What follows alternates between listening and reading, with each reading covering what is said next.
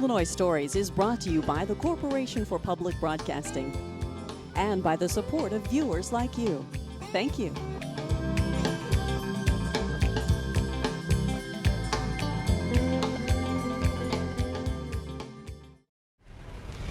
Hello, welcome to On the Road with Illinois Stories. I'm Mark McDonald with about 50 good friends.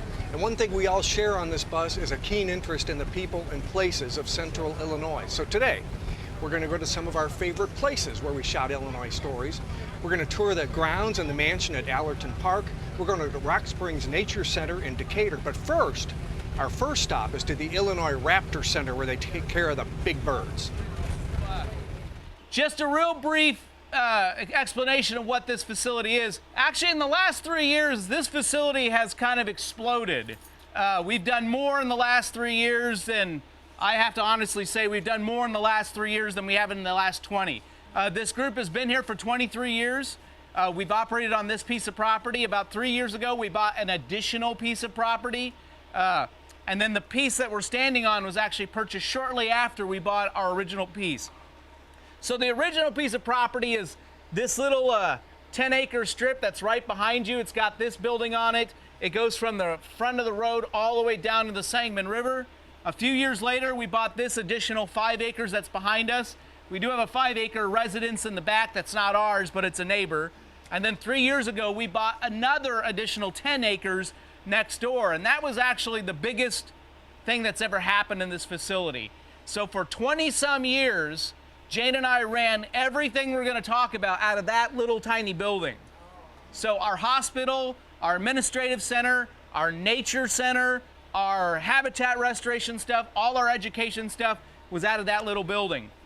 But 3 years ago, we bought the house next door. And when we bought the house next door, we moved all our administrative stuff, all our nature stuff got moved over there. So we actually have a little nature center down in the basement.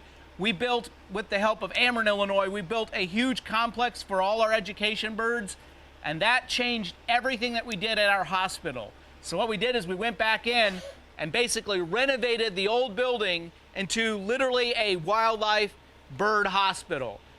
This is scow, and scow is a Danish word for dweller of the forest. And scow is probably the nicest, most wonderful version of this bird that we've ever had in the facility. It is a female, and we were actually doing some maintenance and doing weight checks and stuff, and I will tell you, this is the fattest bird in our property. As a matter of fact, you could actually kind of see her chest bulging a little bit, and that's fat. I've actually never seen an obese bird of prey till we got this bird. So she's a little chunky right now. So this is a really interesting migrant.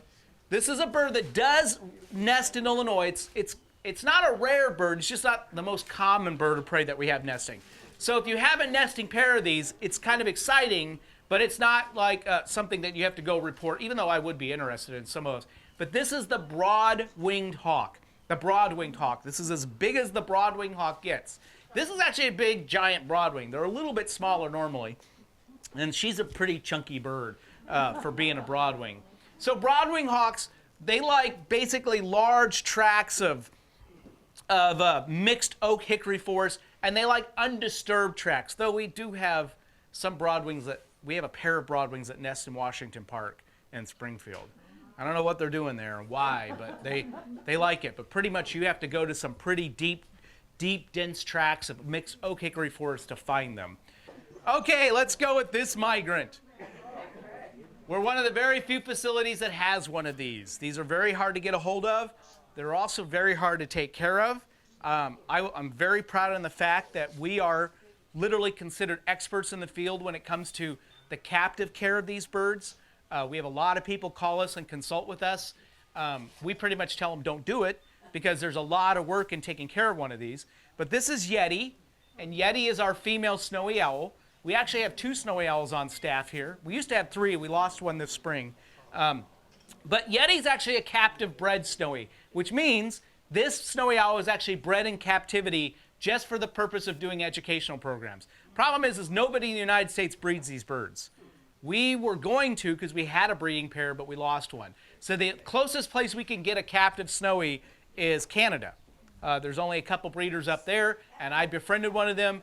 And now listen, so that means that we had to import a bird from one country to another country. So we imported a snowy for our program. One, because we had a snowy for years and that snowy passed away and we wanted to replace our snowy. But two, this is an interesting bird. I mean, people go completely crazy. Woohoo! People go completely crazy when they see these. For birders, this is like your ultimate bird to see in the wild. The neat thing about them is their natural history, though, is so interesting because they don't really truly migrate this far south. There is a range that they do normally migrate to, and that's kind of Wisconsin. But when they show up outside of Wisconsin in these cycles, every 5 or 6 years we might see them, these are called eruptions. And the neat thing about eruptions is we don't understand what's happening in eruptions. Hey, yes. So I've had this since it was a baby, remember? It's turning around 360 degrees. Yeah, this is my little baby. So these eruptions are really interesting. Now, this is what I love about our field. This is why I love the science of birds. This is why I love ornithology. Let's talk males and females. So in the bird of prey world, we really like to distinguish males and females because there's a lot of differences, believe it or not, attitude-wise between males and females. So males tend to be kind of jittery little wrecks. Females tend to be a little bit calmer, a little bit more powerful. But we have a little problem. It's very hard to distinguish males from females in the bird of prey world. Now, some of you are thinking, well, aren't they like other birds? That you can just look at the color of those birds and figure them out. That's dichromatism is what we call that. And that's actually pretty common in the bird world, but in the bird of prey world, it isn't. Someone name me a dichromatic species. Someone name me a species of bird where the males and females are different colors, and don't say cardinal. Don't you dare say cardinal. Goldfinches, very good. What? Okay, I'll let you have robins, but you got to have robins in the hand. I've banded robins for years. You got to kind of have them in the hand. What else? Pheasants, ducks. Dichromatism is very common, but in birds of prey, it's actually pretty rare. So a male and a female bald eagle are the exact same color. So how do we differentiate males and females? I can tell you right now, Kenny is a male. But how do I know he's a male? He's small. A female is a third larger than a male. I know that Snowy's a female because of the weight. But Snowies are the rare ones that you can kind of tell them apart by color. But this is a male. Our female that we have in the program is 15 pounds. This is 7. Now you understand why Jane only likes showing the male bird in the program, because she always does the handling in the program. Bald eagles don't get that white head or white tail till they're 5 years old. When they're 4, 3, 2, and 1, they're actually different model to brown. So you can actually age a bald eagle up to the age of 5, and then after that it gets a little harder. So I said a lot of you see all these different things when you see bald eagles, and I'm not saying none of that's true. I mean, it is beautiful. It is big. It is the symbol of the United States of America. Native Americans do revere this bird in a religious sense. It's their most sacred object that they have animal-wise in their religion. But what I see when I see bald eagles is the greatest conservation success story known to man. When I was a kid and going through school and the environmental education I got when I was young, bald eagles were federally endangered species.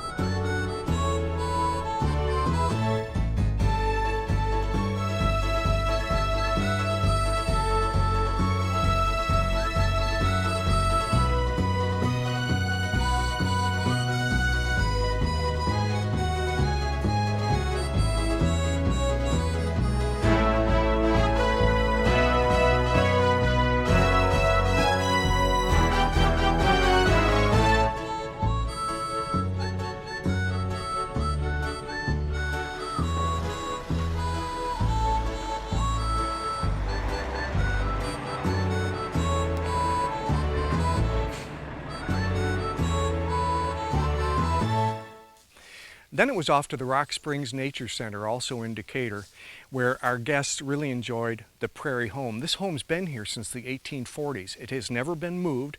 It's surrounded by prairie. And back in the 1980s, they restored this old home, and now it's a tourist location. Also, the Heritage Garden, which gets planted every year with heritage plants that they would have had on this farm since the 1840s, and everybody had a chance to taste a snack, a nasturtium. Well, I welcome you to the Troba Good House. This was first built as a one-room log cabin in 1847. This is the one-room cabin that you see here. This house has never been moved. It's been here since mid-1840s. About 1850, then Mr. Troba came, and that's when we have the best record of what's gone on in this house. The other rooms were then probably built on between 1850 and 1870 or 80. You'll see there is a different architecture in the two, but this is the original log cabin. It did not have a fireplace, as you see many log cabins have them. They did not. They would have had a stove.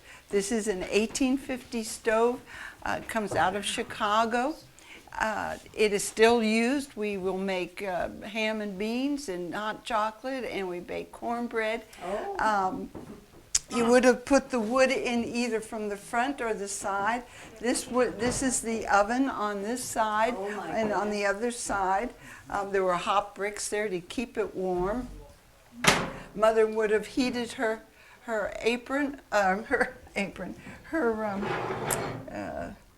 iron, thank you. Her iron on here if she was ironing. Of course, early in the morning, they would have had to get up, go out, get water, bring it in, heat it on the stove. And then, of course, she would have washed her dishes in the dry sink because there's no running water in this house. And then, or she would have taken some into one of the bedrooms where we have a bowl and pitcher, and that's how they would have taken their morning cleaning. They did not wash in a shower every day, of course. They did not have the shower. They would have maybe once a week taken a bath. I'm told that father got in first, mother second, and then the kids. Now, who are probably the dirtiest of them all, but the children. But that's my understanding of the route and the routine that they would have had. Of course, in this house, no electricity. We would have had candles. We would have had a lamp, a lard lamp. A lard lamp. Lard lamp, because you would have put lard in this. And it's brighter than a candle, but it puts off that dirty black smoke. So it's not a very good thing in that sense. But if you were reading or knitting or doing something, perhaps you wanted the higher lamp candle power of this. They also had kerosene, and you'll see a kerosene lamp in the parlor. They would have stored things in jugs with wax on, and then they would have covered them with some fabric. If you see anything, ask me about it. I think one of the interesting things of this room, because I've hadn't seen one before, is this dish holder. But look how this comes out. Instead of pulling out, there's a hinge on the side, and it pulls out. Mother would have had some clay dishes. This was a middle-class family. They did have a sawmill down on the river. They were also agriculture. He was a farmer, Mr. Troba. They would have had cattle and some horses and chickens and things. And nicely stocked china cabinet. Yes, well, we have stocked it nicely. This house was lived in until 1977. Oh. It did have electricity and plumbing at that time. When we got it, to restore it back to 1860, we had to take out all of the electricity and the plumbing.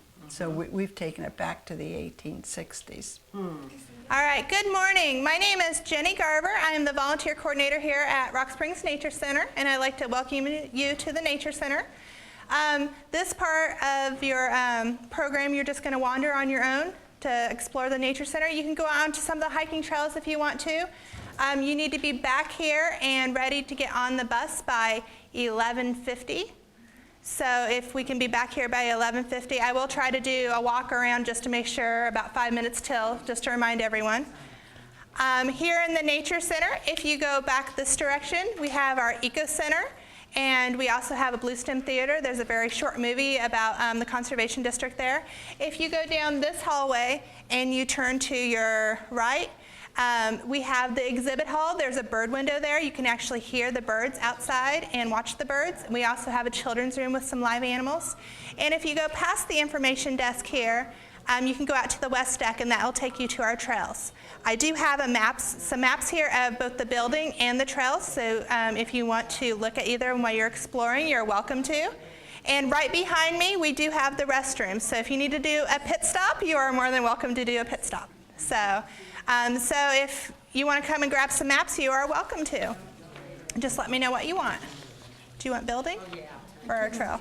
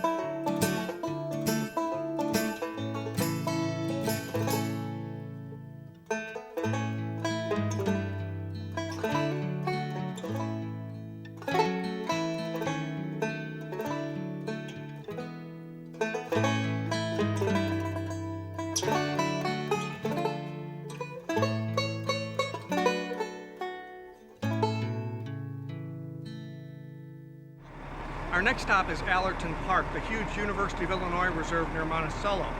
There are lots to see here. We got on and off the bus several times to see the Sun Singer, the Sunken Gardens, the Food Dogs, and the lunch was terrific. Well, my name's Derek Peterson. I'm the Associate Director here at Allerton Park. And what you're standing in now is the Grand Gallery. And this is the common room, if you will, of the mansion. This is the hallway that connects the other offices and rooms within the space itself, and then has the grand staircase that leads upstairs to the guest rooms. So one of the first things I want to point out is the picture of Samuel Allerton. If you remember, I talked about the money he made in the pork industry. He was a wealthy man later in life, but he was born to a family of 9 children. And the story goes, there's stories with everything out here, but the story goes that his mother cried when he was born because it was one more mouth to feed. So at a young age, he became a plowboy, and he moved from New York and started moving across the Midwest, picking up odds and ends. And when he reached Indiana and Illinois, he started running livestock to Chicago. when he'd get up there, he'd often have to look around for the local butcher or whoever would process the meat that he brought up there, and he realized that the process was inefficient. And so he and a few other investors started the Union, or the Chicago stockyards. So where we entered the proper farmhouse, it feels like a back door, and that was because Robert was a private man. He liked the idea of his estate being his. He was also hard of hearing, and so you would think of a place like this, you would have many parties, large parties. He did have parties, but they were often small in stature, and he'd invite people down from Chicago and other areas, but they'd be small groups because he was hard of hearing and therefore didn't enjoy large groups of people because he couldn't hear everyone. So the second floor of the mansion here, if you walk down the long hallway to my right, Robert and John's room are at the end of those hallways. John's room is on the right, Robert's is on the left. Agnes's room, which would have been Allerton's stepmother, is right here at the top of the staircase.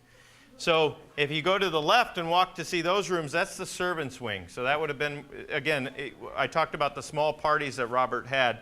They were very small in nature, so he didn't have a lot of guest rooms. And so most of the second floor is servants' wing. There's actually a third floor if you care to venture up, where there's 3 more hotel rooms currently, but that would have been servants as well. And so most of the living space here, the formal living space, we were down to about 4 rooms of formal rooms, and then the rest are all servants' quarters.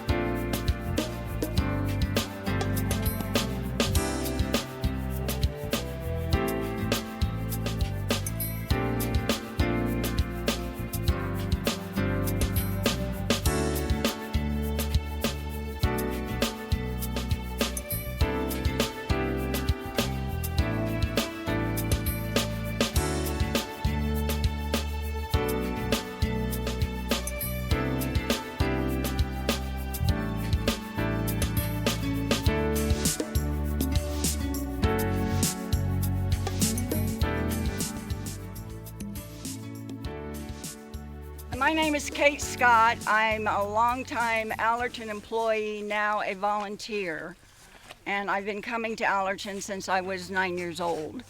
I was told that I met Robert Allerton at some point when he was back here for a visit, and he asked me what I liked about the park, and I said I loved everything about the park except the naked statues.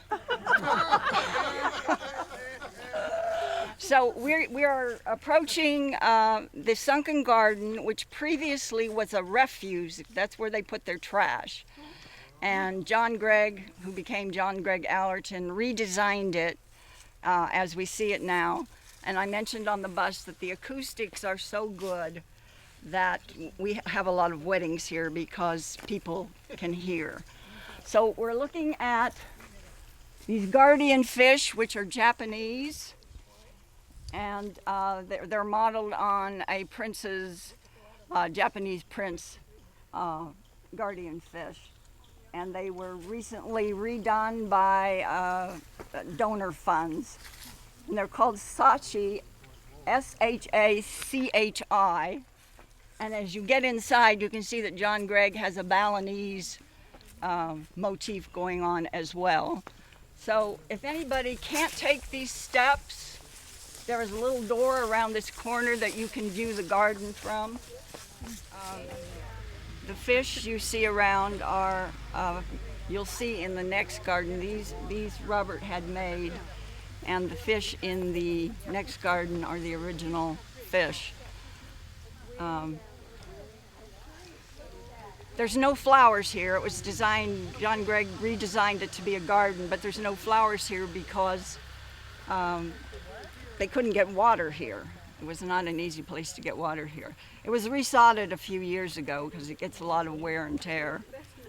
So the food dogs that you see along the avenue here were all collected at different times, and there's 22 altogether. There's 4 replica, and you'll see if you look close enough, there's males and there's females. And if you can tell, traditionally the female a food dog would have a cub, and the male food dog would have an egg. And these don't have that, but I have seen food dogs with the cub and the egg, and so that way. But these have female parts and male parts, which are interesting. Oh. And so the males are usually on the left as you walk down, and the females are normally on the right. Over the years, they've been vandalized, stolen, and then again they've been hit and damaged from some of the surrounding woodlands. And so we take great care of the dogs and of the alley here, and they're great little creatures. Everyone has a different facial expression, and they cause a lot of conversation. So why food dogs? Why food dogs? That's a great question. If you walk through the property, I think you could have that question just about in any garden. And I wonder sometimes what came first, the garden or the food dogs. And so I think he had a collection of a few food dogs throughout, because he had some in the Rose Garden Terrace. He had some, I think, in the Lost Garden. And so I think he was looking for an area where he could display the food dogs, and he came up with this area. And with the white fur backdrop with the green, on the blue, it really is striking. And what do they represent? They represent good luck or good health. And so when he would collect them on his tours, he would go all over Asia and collect them. And he you find them in cemeteries or at the front of homes or in palaces and things like that. And so he didn't go at one time and collect all 22. He collected them on a series of travels.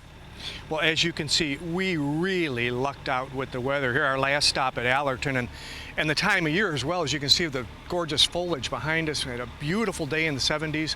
No rain this year. We want to thank our hosts at Allerton Park for spending the afternoon with us. Also at the Illinois Raptor Center for bringing out the big birds for us. And at the Rock Springs Nature Center, they spent a good deal of time. Some of their reenactors were there to help us through the day. It was a terrific day. And to everybody for watching as well. Thanks for watching Illinois Stories. I'm Mark McDonald.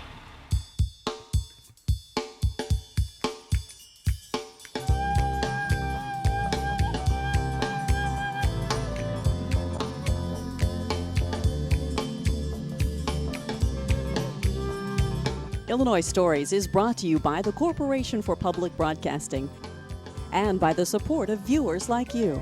Thank you. For a DVD copy of the program you've just seen, send $19.95 to Network Knowledge, P.O. Box 6248, Springfield, Illinois 62708. Be sure to include the program name, subject, and when the program aired. You can also order with your credit card by calling 800-232-3605.